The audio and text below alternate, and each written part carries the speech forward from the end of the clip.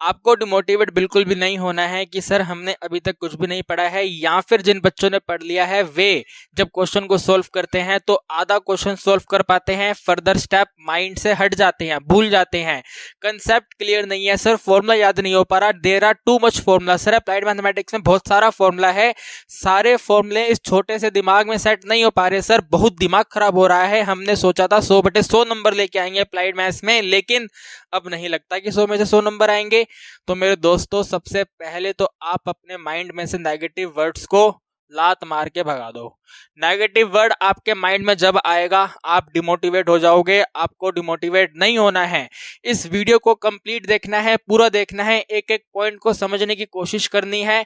और अगर आप सारे पॉइंट समझ जाओगे तो गारंटी लेता हूं आज से पढ़ना स्टार्ट करोगे ना तो भी आपके क्लास 12 अप्लाइड मैथ्स में 100 में से 100 नंबर आएंगे, गारंटी है।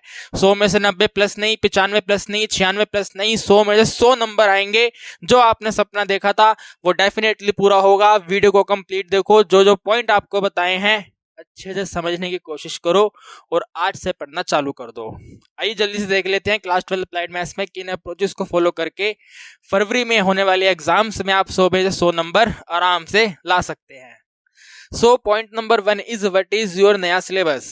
भाई नया सिलेबस आपको पता होना चाहिए दोस्तों। अगर आपको नया सिलेबस नहीं मालूम है तो आप किस तरीके से 100/100 नंबर ला पाएंगे। आप बस अपनी मेहनत एक एक्स्ट्रा टॉपिक पे लगा देंगे। यस और नो गाइज, आप एक्स्ट्रा टॉपिक ही पढ़ते रह जाएंगे। जो आपके एग्जाम में टॉपिक आना था शायद वो आप पढ़ ही ना पाए। फॉर एग्जाम्पल कल परसों मेरे पास एक बच्चे का फोन आया, वो कहता सर क्या हमें फाइनेंशियल मैथ्स में बॉन्ड्स पढ़ना है। तो यार अगर उस बच्चे ने नया सिलेबस देख लिया होता तो उसको कॉल करने की जरूरत ही नहीं पड़ती, क्योंकि आप लोगों को मालूम होना चाहिए कि बॉन्ड्स, शेयर, डिबेंचर नहीं पढ़ना है, इस नए सिलेबस में डिलीटेड है। तो आज सबसे पहले वीडियो खत्म करने के बाद आप चेक करो क्या आप कोई ऐसा टॉपिक तो नहीं पढ़ रहे जो आपके एग्जाम में नहीं आना।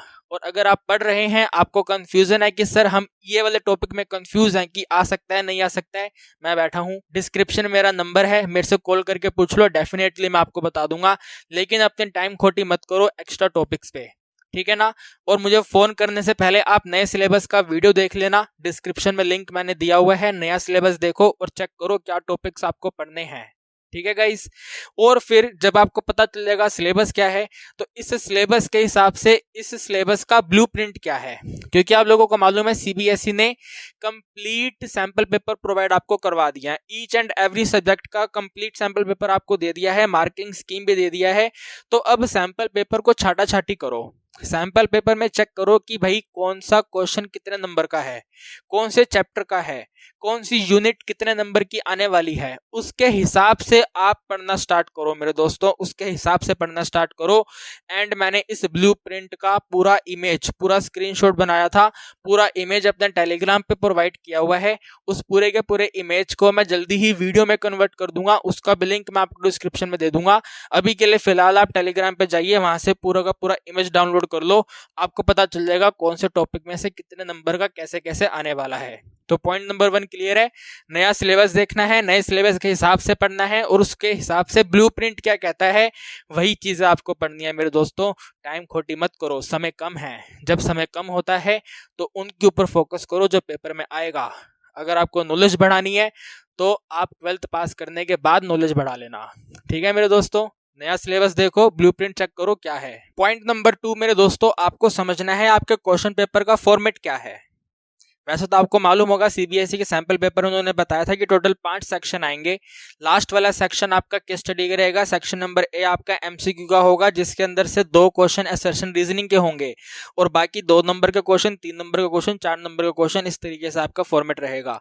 तो सबसे पहले आप जो टॉपिक पढ़ रहे हैं ना, इस ब्लूप्रिंट के हिसाब से आपको पता चल जाएगा, क्वेश्चन पेपर में देखने से पता चल जाएगा कि कौन से टॉपिक में से कौन से सेक्शन में क्वेश्चन आने हैं। फॉर एग्जांपल मैं आपको समझाता हूं, अगर आप क्वेश्चन पेपर का फॉर्मेट देखोगे यानी कि सैंपल पेपर का फॉर्मेट देखोगे तो आपको पता चलेगा कि इन्फरेंशियल स्टैट्स पूरा 5 नंबर का आना है, तो ये तो आपको ब्लूप्रिंट से पता चल गया कि 5 नंबर का आना है।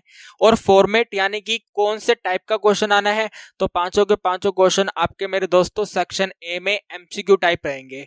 यानी कि इन फाइनेंशियल स्टैट्स जब आप पढ़ोगे तो आपको फोकस करना है थ्योरी पॉइंट पे। किस पे फोकस करना है? थ्योरी पॉइंट पे फोकस करना है, सो दैट आप उनके 5 मल्टीपल चॉइस क्वेश्चन को इजीली सॉल्व कर पाए। क्योंकि मल्टीपल चॉइस क्वेश्चन में आइदर आंसर ठीक होता है या आंसर गलत होता है, वहां पे आधा आधा नंबर नहीं होता। कटेगा तो पूरा 1 नंबर जाएगा, मिलेगा तो पूरा 1 नंबर मिलेगा। तो इन दोनों को मिक्स करके देखना पड़ेगा। एग्जाम्पल आप समझ गए होंगे इन फाइनेंशियल स्टैट्स का, इसी तरीके से बाकी चैप्टरों के साथ भी है। तो आप इन सबको कंबाइन करो, ठीक है। एक और मैं आपको एग्जांपल देता हूं, जैसे बोट एंड स्ट्रीम हो गया और आपका रेसिसोर गेम हो गया। तो आप अगर इन दोनों में से एक टॉपिक को भी अच्छे से कर लेते हो तो आपके एग्जाम में बढ़िया बढ़िया नंबर आएंगे, 100/100 नंबर आएंगे। क्योंकि रेसिसोर गेम का क्वेश्चन चॉइस में आएगा बोट एंड स्ट्रीम के साथ, और बोट एंड स्ट्रीम के 2 क्वेश्चन आएंगे, सेक्शन बी में आएगा, सेक्शन ए में भी आएगा।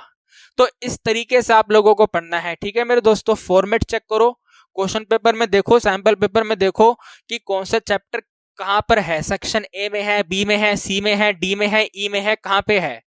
तब आप बढ़िया बढ़िया नंबर ला पाओगे यार। टाइम खोटी मत करो यार, टाइम खराब नहीं करना है, समय कम है, स्मार्ट अप्रोच के साथ हमें आगे बढ़ना है, ठीक है। ओके, इसके बाद पॉइंट नंबर 3 है भाई, अपना टाइम टेबल सेट करो आप। जब तक आप अपना टाइम टेबल सेट नहीं करोगे तब तक आप कंसंट्रेशन के साथ नहीं पढ़ पाओगे।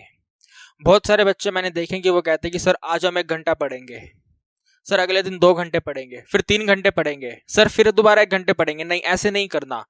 अपने माइंड में सेट कर लो कि भैया, सेट करो, पहले सोचो कि 1 घंटा पढ़ना है, 2 घंटे पढ़ना है, 3 घंटे पढ़ना है, कितना पढ़ना है, और वो 1 घंटा सिर्फ उस सब्जेक्ट की तरफ दे दो, ठीक है। आप मेरे को बताओ, वीडियो के कमेंट सेक्शन में बताओ कि आप 1 घंटा पढ़ोगे, 2 घंटा पढ़ोगे, 2.5 घंटा पढ़ोगे, 3 पढ़ोगे, कितना पढ़ोगे।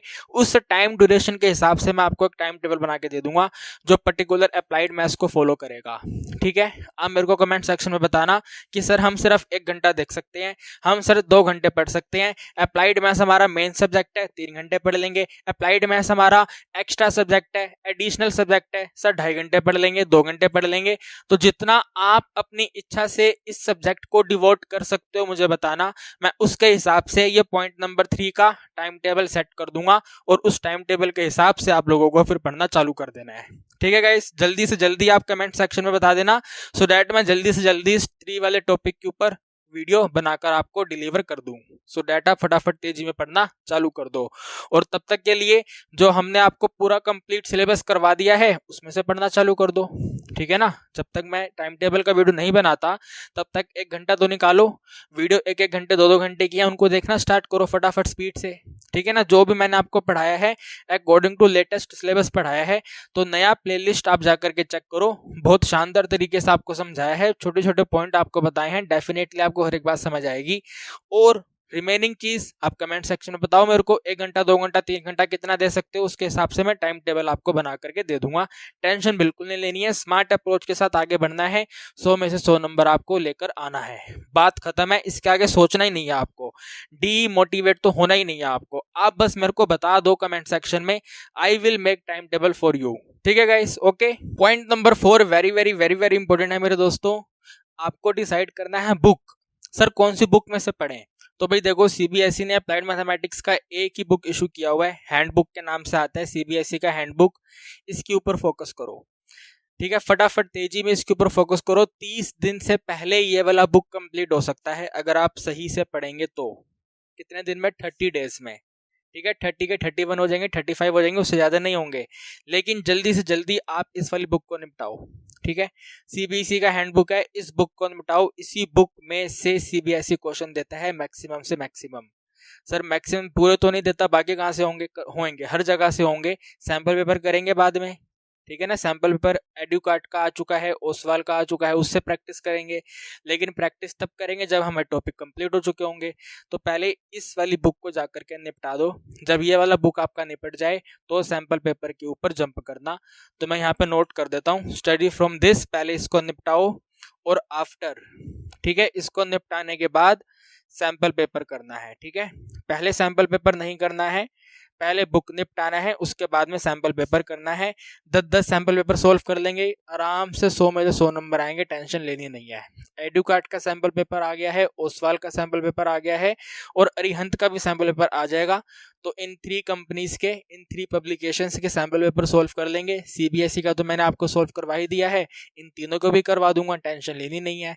लेकिन सबसे पहले तो इसको निपटाना है, ठीक है। पहले इसको निपटाओ, फिर इसके बाद में इसके ऊपर आएंगे। फर्स्ट ये है, इसको निपटाना है, ठीक है। दोस्तों पॉइंट नंबर 5 है डेली पढ़ना है। अगर आप स्कूल के टीचर से पढ़ते हैं तो स्कूल डेली पढ़िए, अगर आप कोचिंग पढ़ते हैं तो कोचिंग डेली पढ़िए।